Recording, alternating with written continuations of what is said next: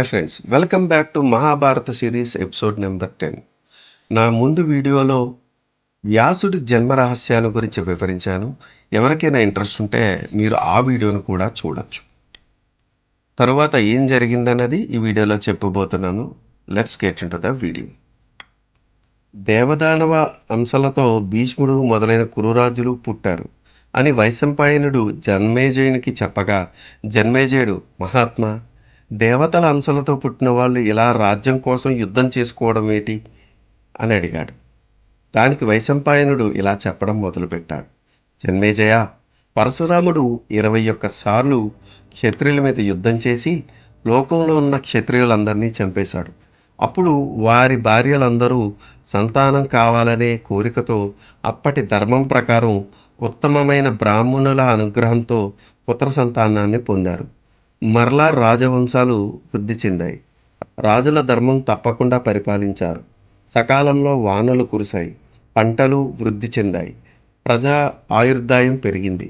మరణాలు తక్కువయ్యాయి. భూభారం ఎక్కువైపోయింది. భూదేవి బ్రహ్మ విష్ణు మహేశ్వరుల వద్దకు వెళ్ళి భూభారాన్ని తగ్గించమని వేడుకుంది. అప్పుడు దేవతల అంశలతో పాండవులు, ఇతర రాజులు జన్మించారు. రాక్షసుల అంశలతో శిశుపాలుడు, దుర్యోధనుడు మొదలైన వారు జన్మించారు. వీరి వలన మహాభారత యుద్ధం జరిగింది. 15 అక్షౌహిణుల మంది చనిపోయారు. భూభారం తగ్గిపోయింది అని వివరించాడు వైశంపాయనుడు. అప్పుడు జన్మేజయుడు, మహాత్మా, దేవదానవులు ఈ భూమి మీద ఎలా జన్మించారో వివరంగా చెప్పండి అని అడిగాడు. దానికి వైశంపాయనుడు ఇలా చెప్పడం మొదలుపెట్టాడు. జన్మేజయ, ఈ సృష్టికి మూలం బ్రహ్మదేవుడు. ఆయనకు 6 మానసపుత్రులు. వారు మరీచి, అంగీరసుడు, అత్రి, పులస్తుడు, పులహుడు, క్రతువు. మరీచి కొడుకు కశ్యప ప్రజాపతి. బ్రహ్మదేవుడు కుడి చేతి బొటనవేలు నుండి దక్షుడు అనే పురుషుడు, ఎడమ చేతి బొటనవేలు నుండి ధరణి అనే స్త్రీ జన్మించారు. వారిరువురికి 1000 మంది మహర్షులు జన్మించారు. దక్షిణకి 50 మంది కుమార్తెలు జన్మించారు. అందులో 13 మందిని కశ్యపునకు వివాహమిచ్చాడు.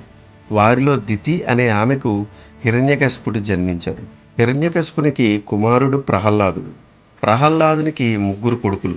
అందులో విరోచనుడికి బలి జన్మించాడు. బలి కొడుకు బాణాసురుడు. ధను అనే స్త్రీకి 40 మంది దానవులు కలిగారు. అలా దానవ సంతతి పుట్టింది. సింహిక అనే దానవ వనితకు రాహు జన్మించాడు. వినతకు అనూరుడు, గరుడు జన్మించారు. అనూరుడికి సంపాతి, జటాయువు పుట్టారు.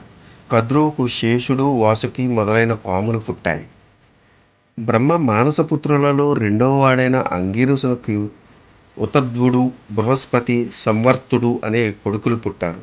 బృహస్పతి దేవతలకు గురువయ్యాడు. అత్రి అనే మానసపుత్రునికి అనేక మంది మహామునులు జన్మించారు. పులస్తుడు అనే బ్రహ్మ మానసపుత్రునికి రాక్షసులు జన్మించారు. పులహుడు అనే మానసపుత్రునికి కిన్నెరలు, కింపురుషులు జన్మించారు. క్రతువు అనే మానసపుత్రునికి పక్షి జాతి పుట్టింది. దేవుడు అనే మనువు కొడుకు ప్రజాపతి. ప్రజాపతికి అష్టవసులు జన్మించారు. అందులో ప్రభావసుడు అనే వసువుకి విశ్వకర్మ జన్మించాడు. బ్రహ్మ హృదయం నుండి భృగు మహర్షి జన్మించాడు. భృగుడి కొడుకు కపి. ఆ కపి కొడుకు శుక్రుడు. ఆ శుక్రుడే రాక్షసులకు గురువు.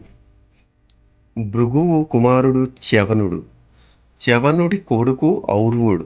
ఔర్వుడు కొడుకు జమదగ్ని. ఆ జమదగ్ని కొడుకే పరశురాముడు. ఇంకా భూలోకంలో పైరి చెప్పవలన దేవదానవ అంశలతో రాజులు జన్మించారు. మహావిష్ణువు అంశతో శ్రీకృష్ణుడు, ఆదిశేషుడి అంశతో బలరాముడు, లక్ష్మీదేవి అంశతో రుక్మిణి, అప్సరసల అంశతో 16,000 మంది గోపికలు జన్మించారు.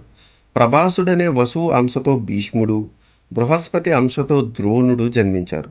కామము, క్రోధము కలిసి అశ్వత్థామగా ద్రోణుడికి పుట్టాడు. మరుత్తులు అంశలతో విరాటుడు, సాత్యకి, ద్రుపదుడు జన్మించారు.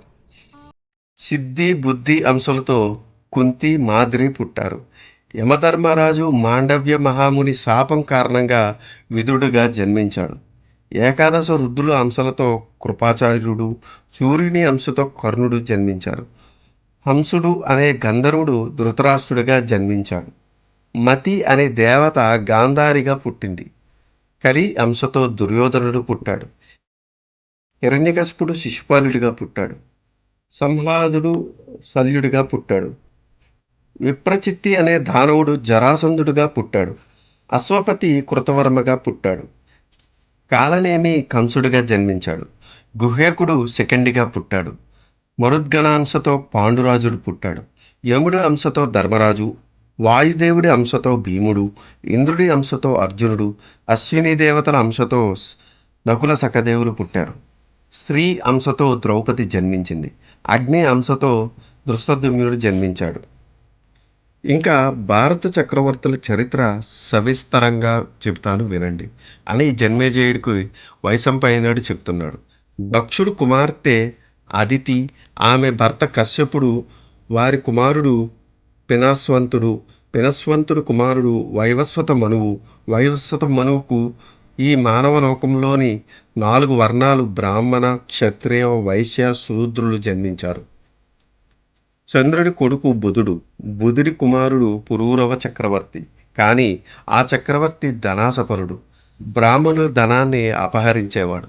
ఇది బ్రహ్మదేవునికి తెలిసింది. విషయం ఏమిటో తెలుసుకోమని సమత్కుమారుడుకు మొదలైన మహామునులకు పురూరవుని వద్దకు పంపాడు బ్రహ్మ. పురూరవుడు వారిని గౌరవించకపోగా పరిహాసించాడు. దానికి మహామునులు కోపించి అతన్ని వెర్రివాడు కమ్మని శపించారు. పురూరవునికి భార్య ఉర్వశి అనే అప్సరస. వారికి 6 కొడుకులు. అందులో ఆయుషుడు అనే పుత్రుడికి 5 కుమారులు జన్మించారు. వారిలో నహుషుడు చక్రవర్తి అయ్యాడు. నహుషుని భార్య పేరు ప్రియంవద. నహుషునికి కొడుకు పేరు యయాతి. యయాతికి శుక్రుడు కుమార్తె అయిన దేవయాని వలన 2 కుమారులు. వృషపర్వుడు అనే రాక్షస రాజపుత్రిక శర్మిష్టి వలన 3 కుమారులు కలిగాడు. శుక్రుడి శాపం వలన యయాతికి ముసలితనం ఆవరించింది. యయాతి కొడుకులను పిలిచి, కుమారులారా, మీలో ఒకరు నా ముసలితనాన్ని తీసుకుని మీ యవ్వనాన్ని నాకు ఇస్తారా అని అడిగాడు. పూరుడు అనే కుమారుడు తన యవ్వనాన్ని తండ్రి యయాతికి ఇచ్చి అతని ముసలితనాన్ని తను గ్రహించాడు. ఇక్కడ జన్మేజయ మహారాజుకు ఒక సందేహం వచ్చింది.